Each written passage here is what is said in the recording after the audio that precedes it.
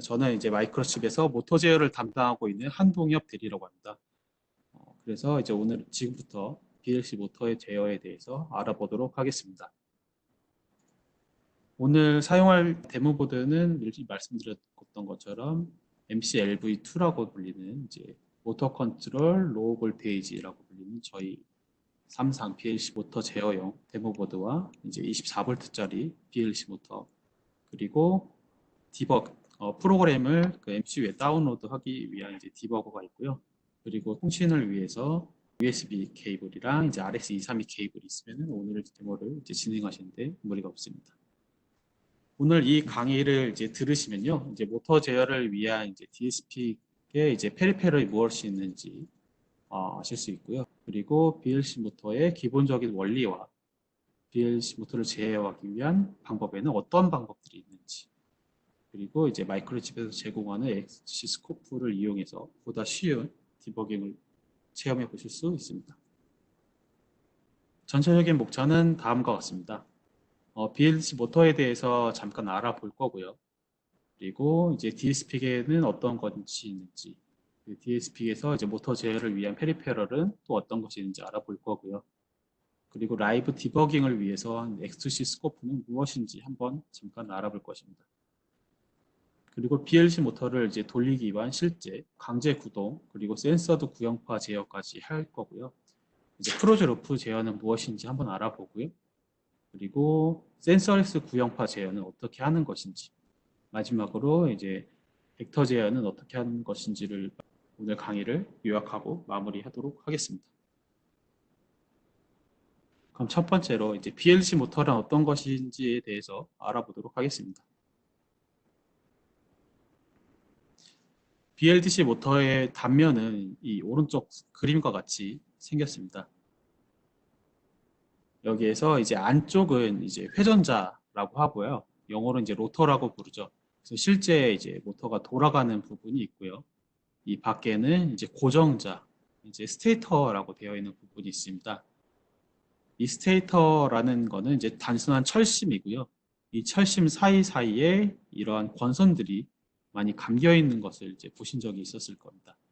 BLC 모터는 회전자와 고정자, 그리고 고정자를 이제 감싸고 있는 권선들로 이루어져 있습니다. 하지만 요새 드론 같은 경우에는 이 회전자와 이 권선의 위치가 반대가 되어 있는 형태도 있으니까요. 이 단순히 이것만 BLC 모터라고 생각하시지 않으시면 좋겠습니다. 회전자는 이제 영구자석으로 이제 구성이 되어 있고요. 아니면은 이제 전자석으로도 만들 수 있습니다. 하지만 이제 보통 사용하는 거는 이제 영구자석으로 되어 있고요. 고정자에는 이러한 코일들이 감겨 있어서 이제 전기를 흘려보낼 수 있게 됩니다. 커뮤테이션이라는 이제 정기적인 방법으로 이제 모터가 돌아가고요.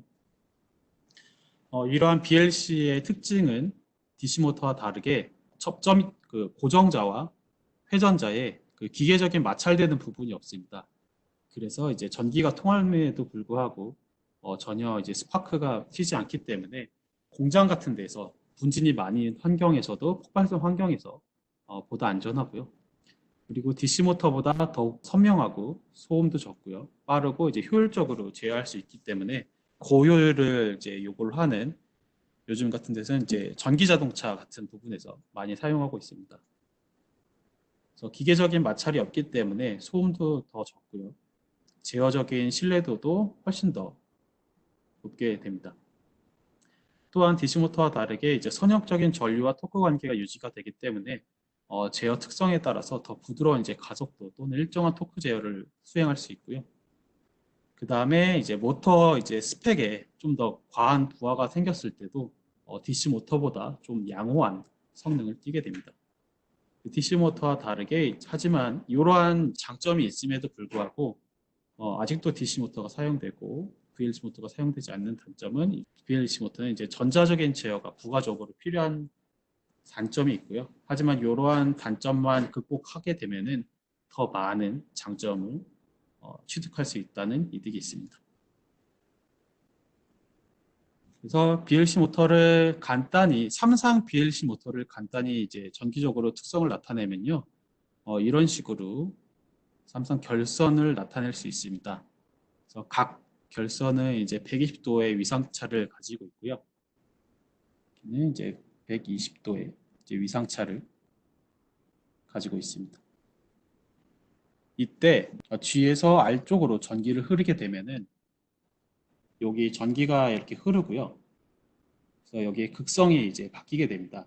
그래서 여기에 이제 S극 형성이 되고 이게 N극이 돼서 이런 식으로 바로 이전해서 이런 식으로 이제 모터가 한번 회전을 하게 되고요. 또 한 번 이제 G에서 B상으로 이제 전기를 흐르게 되면은 보셨던 것처럼 이쪽 부분에서 이렇게 되기 때문에 모터가 60도 간격으로 회전할 수가 있게 됩니다. 그래서 이러한 순차적으로인 방법의 이제 두 권선에 이제 전기를 흘려주는 방법을 통해서 60도 간격으로 이제 모터가 회전을 하게 됩니다. 거기에 맞닥뜨려서 이제 폴 페어 수라는 부분이 있습니다. 이제 전기적인 속도와 이제 기계적인 속도의 다름이 표현이 되는데요. 이거는 만약에 왼쪽에 보이시는 모터가 이제 E극 모터입니다. N극과 S극이 하나씩 있음으로써 극이 두 개죠. 그래서 이건 E극 모터고요. 오른쪽에 있는 거는 하나, 둘, 셋, 네 개가 있기 때문에 이건 4극 모터입니다. 그래서 이제 왼쪽에 E극 모터가 한 바퀴를 돌았을 때 실제로 한 바퀴 돌았을 때 N극의 위치도 한 바퀴가 이제 돌게 됩니다. 그래서 이제 E극 모터에서는 정기적인 속도와 이게 기계적인 속도가 이제 같게 되고요. 하지만 이제 4극 모터, 극이 조금 더 증가가 된다고 하면은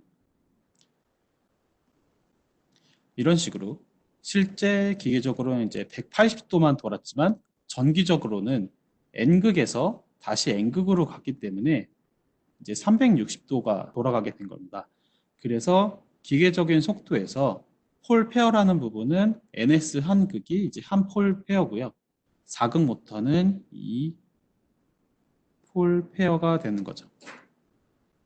폴 페어 수는 2니까 기계적인 지금 4극 모터에 한해서 기계적인 속도의 폴 페어 수를 곱하면 이제 전기적인 속도가 되게 됩니다.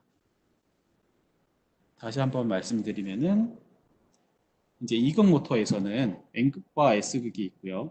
이제 실제적으로 기계적으로 한 바퀴 돌았을 때 N극도 마찬가지로 N극에서 다시 N극으로 돌아오는 게 한 바퀴인데 N극에서 바로 이렇게 한 바퀴 돌았기 때문에 이제 전기적인 속도와 기계적인 속도가 같지만 극수가 조금 더 증가를 하게 되면요.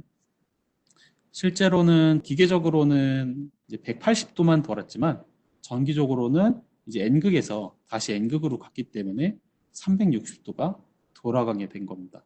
그렇기 때문에 실제 계산상으로 보면은 이제 기계적인 속도에서 폴 피어스만큼 곱한 게 전기적인 속도고요.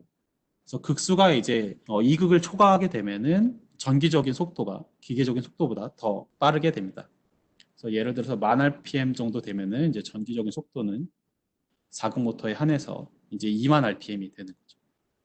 이렇게 이제 모터 제어하면서 기계적인 속도와 전기적인 속도가 다르다는 것을 좀 알고 넘어가시면 좋겠습니다. 또한 요 모터에서는 이 회전자의 이제 위치를 알아야 되게 됩니다.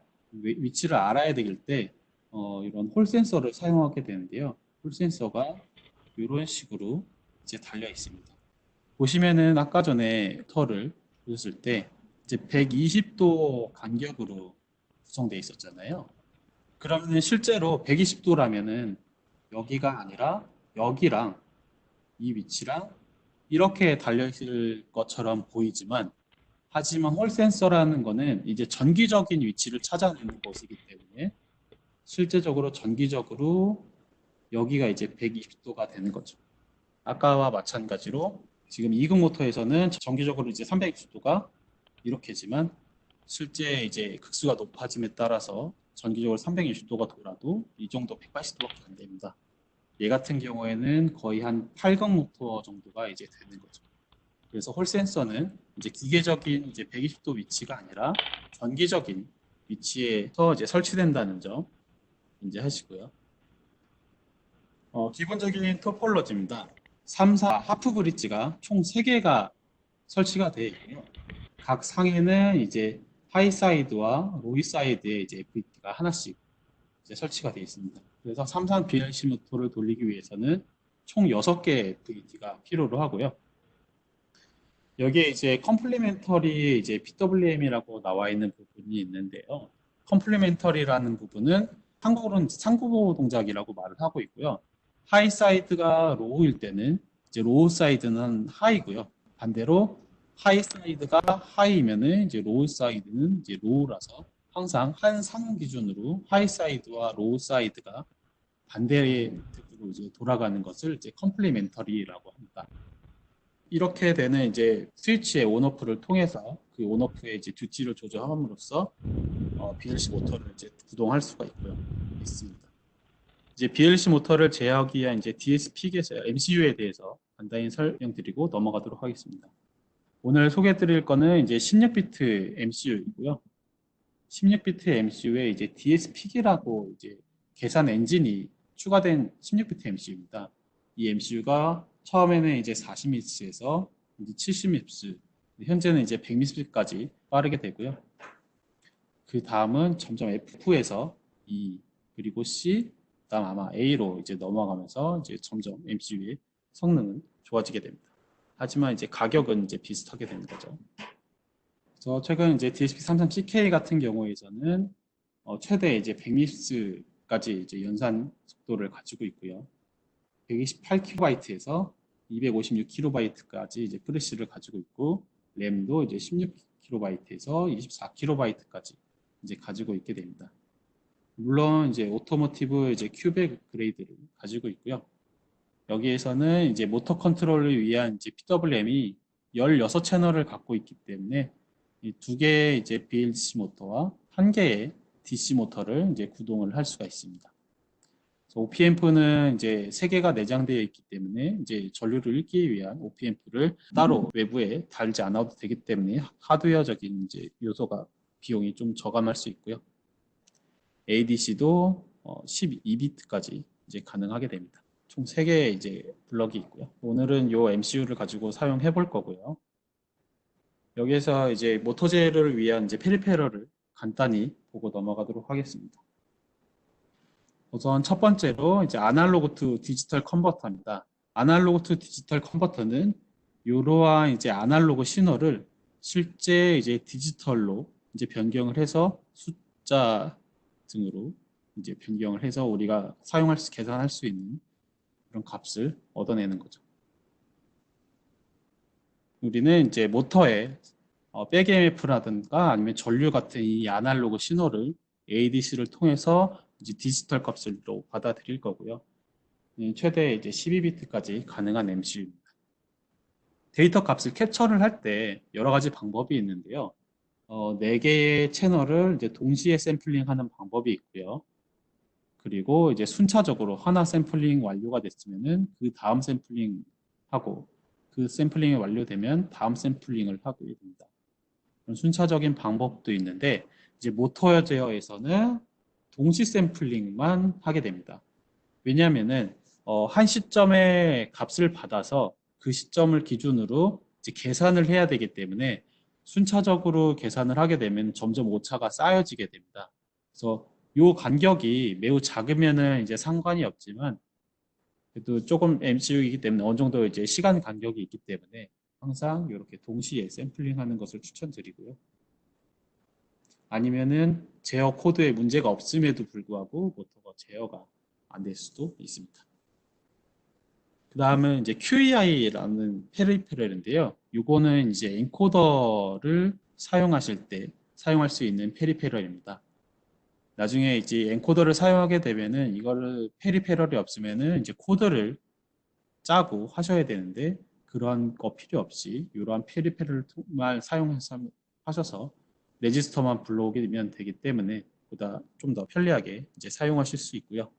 인터페이스는 엔코더는 다음과 같습니다. 이러한 이제 모터 이제 회전 축에 이러한 홀 같은 부분이 있어서요. 그래서 LED를 씌우면은 코드된 값을 우리가 사용을 하게 되는데, 이걸로 이제 회전자의 위치를 받을 수 있습니다. 보통 이제 QEI는 페이지 A랑 페이지 B랑 이제 인덱스 신호라는 부분이 나오게 되는데요. 요러한 페리페럴을 따로 이제 소스 코드 구성하실 필요 없이 페리페럴 이제 세팅만 하면은 쉽게 사용하실 수 있게 되고요. 그리고 이제 가장 중요한 부분이 이제 PWM입니다. 이제 PWM은 이제 펄스 위스 모듈레이션이라고 되어 있어서요. 이제 펄스의 간격을 조절해서 출력 전압 및 이제 전류를 이제 제어하는 방법입니다. 만약에 이 왼쪽 그림처럼 고정된 입력 전압 10V를 가지고 있습니다. 하지만 내가 원하는 거는 5V입니다. 그러면은 이 저항 값에 RV와 RL의 값을 이제 같게 해주면은 이 V 아웃에 이제 5V를 이제 만들 수가 있게 되죠. 하지만 이 RV에도 이제 5V가 걸리기 때문에 여기에서 이제 전기를 막 쓰게 됩니다. 그러면 효율이 이제 50%밖에 안 되는 거죠. 이제 오른쪽 같은 경우에는 이제 스위치를 온, 오프를만 하게 되는 겁니다. 이제 입력 전압은 이제 실제 10V이고요. 그래서 한번 켜졌다가 이제 꺼졌다를 이제 반복을 해서 평균 전압을 이제 5V로 이제 만들게 되는 겁니다. 그 선풍기 같은 경우나 이제 뭐 자동차나 어떤 배터리를 사용함에 있어서 이제 배터리의 전압을 내 맘대로 바꿀 수 없잖아요. 하지만 모터는 이제 좀 더 정연적으로 돌리게 되면은 이러한 이제 사인파의 전압을 필요로 하게 됩니다. 그래서 만약에 왼쪽 같이 이제 가변 저항을 사용하게 되면은 이 저항에 소비되기 때문에 효율이 나빠지지만 여기는 이제 스위치의 온오프로 이제 평균 전압만을 만들어내기 때문에 이제 효율이 이제 부가적인 효율이 이제 100%가 되는 거죠. 이러한 평균 전압을 이용해서 한 번은 꺼지면은 이제 전압이 내려가고요. 꺼지면 켜져서 이 전체적인 듀티가 점점 작아질 때 이제 평균 전압은 이제 바닥을 치고요. 점점 이제 듀티가 점점 커짐에 따라서 평균 전압도 이제 올라가게 됩니다. 이러한 이제 펄스의 그 간격을 이제 조절을 함으로써 우리는 이제 내가 원하는 정연파 이제 평균 전압을 받아낼 수 있고요. 그래서 모터 제어도 이러한 PWM을 주로 사용을 하게 됩니다. 이 PWM의 가장 중요한 부분은 이 데드 타임인데요. 이 데드 타임이라는 거는 이제 하이 사이드와 이제 로우 사이드가 동시에 켜지게 되면은 이 스위치가 이제 폴트가 나서 폭발을 하게 됩니다. 그래서 이걸 방지하고자 하는 게 이제 데드 타임인데요. 폭발을 하는 이유는 하이 사이드의 PWM이 이렇게 나오고요. 이제 로우 사이드의 PWM이 이런 식으로 나오게 됩니다. 하지만 실제 이제 하이 사이드 FET의 전압은 이런 식으로 약간의 이제 딜레이를 가지고 이제 가게 됩니다. 그럼 마찬가지로 이 로우 사이드도 약간의 딜레이를 가지고 전압이 이제 올라가는데요. 지금 이 부분에서 이제 겹치게 되는 부분이 있기 때문에 이 전압이 있고 여기 스위치가 켜져 있으니까 엄청난 전류가 순식간에 이제 흐르게 됩니다. 그래서 요거를 이러한 문제점을 이제 방지하고자 있는 게 이제 데드 타임이라는 이제 페리페럴. 데드 타임은 실제 이제 PWM은 여기서 켜져야 되지만 데드 타임으로 약간 이제 딜레이를 주고 켜지게 되고요. 이제 꺼질 때도 약간 미리 꺼지게 되는 거죠. 이렇게 되면은 이제 전압도 이런 식으로 되기 때문에 여기서 이제 마주칠 부분이 이제 없는 거죠. 제가 좀 비약적으로 이제 그리긴 했지만 이러한 FET의 이제 기생 캐패시턴스에 의해서 FET의 전압이 이제 바로 떨어지지 않는 성질을 가지고 있고요. 그 성질로 인해서 스위치의 전류가 플러스에서 마이너스로 급격하게 흘러서 스위치가 이제 고장나는 현상을 막고자 하는 부분이 이런 데드타임입니다. 그리고 PWM을 줬을 때 이제 ADC 샘플링하는 포인트를 잘 지정을 해야 됩니다. 왜냐하면은 이제 저속에서는 이제 스위치를 켰을 때 이런 식으로 항상 그 일정한 게 아니라 잠깐 이제 올라갔다가 떨어지는 이제 꿀렁이는 부분이 있습니다. 그래서 이 부분에서는 약 50% 정도 듀티의 온온 타임의 50% 정도에서 측정을 하는 부분이 이제 정확한 이제 샘플링 포인트가 됐고요. 그 다음에 고속에서는 이제 이런 식으로 이제 백이엠프가 흐르게 됩니다. 그래서 이에 같은 경우에는 75% 부분에서 측정하는 부분이 이제 정확한 평균적인 이제 전압을 측정할 수 있는 거죠. 하지만 이런 거는 이러한 샘플링 포인트는 이제 모터 제어나 아니면은 제어 방법이나 아니면 이제 모터의 종류 그리고 이제 모터 각각의 특성에 따라서 조금씩 달라지기 때문에 이건 실제 모터를 돌려보면서 측정해 보시는 게 가장 좋고요. 그리고 이제 FET의 외부적인 이제 폴트 신호가 들어왔을 때 폴트를 거는 방법이 이제 두 가지가 있습니다. 하나는 일반적인 폴트 방법이고요. 이 폴트 방법은 주황색이 이제 모터 전류가 되고요. 이제 점선이 전류 리미트가 되고 이제 파란색 선이 이제 PWM입니다. PWM이 켜지면은 전류가 상승하고요. PWM이 꺼지면 전류가 하강합니다. 이걸 반복하다가 어느 일정 순간에 내가 설정한 전류 리미트에 이제 도달을 하게 됩니다. 그렇게 되면은 이제 PWM이 아예 꺼버리는 거죠. 지금 이 시점을 기점으로 이 뒷부분에 PWM이 안 나오게 됩니다. 하지만 이제 커런트 리미트라는 이제 PWM 폴트 기능이 있는데요. 이건 어떤 방법이냐면 PWM 온타임에 전류가 리미트에 이제 도달했습니다. 하지만 아예 이제 PWM을 끄는 게 아니라 다시 한번 켜게 됩니다. 이 도달했을 때만 원래 PWM의 듀티는 이만큼이 나가야 되지만 실제 전류 폴트가 걸린 부분에서 이 뒷부분을 이제 온을 시키지 않는 거죠. 이 뒤에도 마찬가지로 이 꺼버리는 게 아니라 실행은 하지만 이제 뒷부분을 날려버리는 거예요. 이런 부분이 이제 믹서기 같이 어떤 스톡에 자주 걸리는데 아예 꺼버리는 게 아니라 믹서기는 계속 갈려야 되는 거잖아요. 그런 부분에서 이러한 기능을 사용하게 되면은 그런 부분을 이제 탈출할 수 있게 됩니다. 그리고 이제 X2C 스코프라고 불리는 저희 라이브 디버그 툴이 있습니다. 이 X2C 스코프라는 부분은 이제 런 모드와 이제 디버깅 모드에서 사용할 수 있는 리얼 타임 디버깅 툴이고요. UART나 이제 USB 통신을 통해서 이제 MCU와 이제 컴퓨터 프로그램인 엠피리얼 XID에서 정보를 주고받아서 정보를 제가 실시간으로 모니터링 할 수 있는 툴입니다. 오늘 이 툴을 가지고 실습을 수행할 거고요.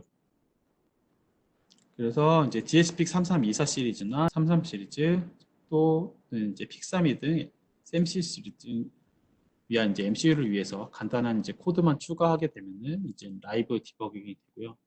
이제 보호 레이트는 최대 92만 1600 정도 나오게 되고요. 이제 램은 한 5.5KB 정도의 이제 플래시 메모리 4.5KB 정도 소비를 하게 됩니다. 실행 타임은 최소 이제 1 마이크로세컨드 단위로 이제 수행을 할 수가 있게 되고요. SC 스코프는 MPD XID 플러그인 모듈로서 이제 무료로 사용하실 수가 있게 됩니다. MPD XID에서 이제 X2C 스코프를 열게 되면은 다음과 같이 이제 실제 보이게 됩니다. 이 오른쪽 그림에서 보시는 것처럼 실제 현재 코드상의 어떤 이제 변수들의 값을 실시간으로 보실 수 있고요. 이 값을 그래프로 그려서 마찬가지로 보실 수가 있게 됩니다. 그래서 이러한 이제 라이브 디버깅 툴을 이용해서 보다 쉽게 모터를 튜닝하셔서 본인이 원하시는 이제 성능을 확인할 수가 있게 됩니다.